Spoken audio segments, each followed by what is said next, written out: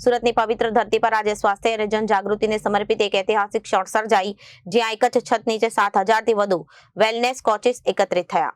આ કાર્યક્રમ માત્ર એક સભા નહીં, પરંતુ સ્વસ્થ ભારતના મહાયજ્ઞ તરીકે યોજાયો હતો, જેમાં દેશભરમાં આરોગ્ય પ્રત્યે જાગૃતિ ફેલાવવાનો સંકલ્પ વ્યક્ત કરવામાં આવ્યો।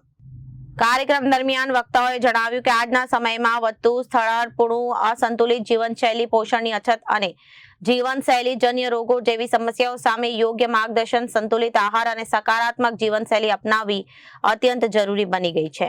આ અભિયાનનો મુખ્ય હેતુ દરેક વ્યક્તિ સુધી આરોગ્ય અંગેની સાચી માહિતી પહોંચાડવાનો અને સમાજમાં સ્વસ્થ જીવન જીવવાની પ્રેરણા ફેલાવવાનો છે।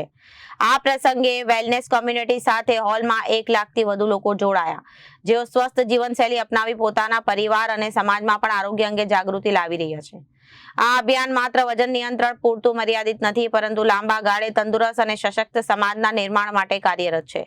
કાર્યક્રમ દરમિયાન ભારતના વડાપ્રધાન નરેન્દ્ર મોદી દ્વારા શરૂ કરાયેલા ફિટ ઇન્ડિયા મુવમેન્ટનો પણ ઉલ્લેખ કરવામાં આવ્યો।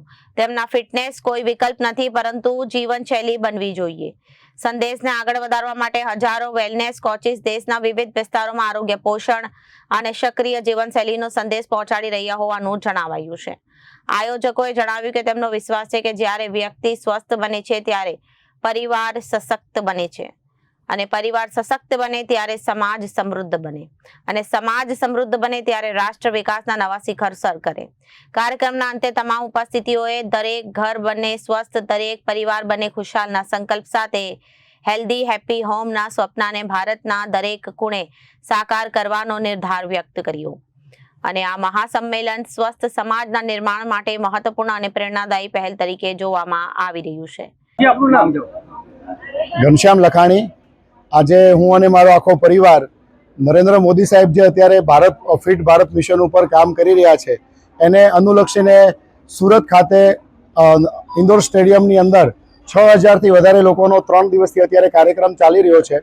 અને આટલા વરસાદની વચ્ચે આટલા બધા લોકો અત્યારે આવ્યા છે, અને અમારા બધા લોકોનું એક મિશન છે કે આજે હેલ્થ માટે ઘણી બધી વસ્તુઓ આપણે સારી શોધવા જઈએ તો પ્યોર મળતી નથી। તો દરેક વ્યક્તિને આપણા જેમ શાસ્ત્રોની અંદર લખ્યું છે કે આહાર એ જ ઔષધ, એ સારા આહાર દ્વારા અને સારા વિચારો દ્વારા એમના જીવનની અંદર ખૂબ સારું પ્રગતિ થાય, અને એક દવા વગરનું જીવન એ દરેક વ્યક્તિ જીવતા થાય એ હેતુથી આ કાર્યક્રમનું આયોજન કરેલું છે।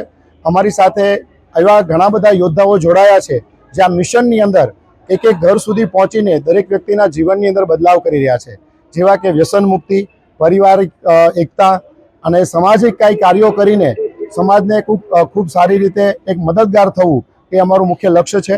અને આજે સમગ્ર ગુજરાત અને સમગ્ર ભારતમાંથી ટ્રાવેલ કરીને અલગ અલગ સ્ટેટમાંથી પણ લોકો અહીંયા પધાર્યા છે, અને ખૂબ સરસ રીતે ટ્રેનિંગ લઈ અને આવનારા સમયની અંદર એક ઘરની અંદર દરેક વ્યક્તિ ખૂબ સારું જીવન જીવતા થાય એ હેતુથી આ કાર્યક્રમનું આયોજન થયેલું છે।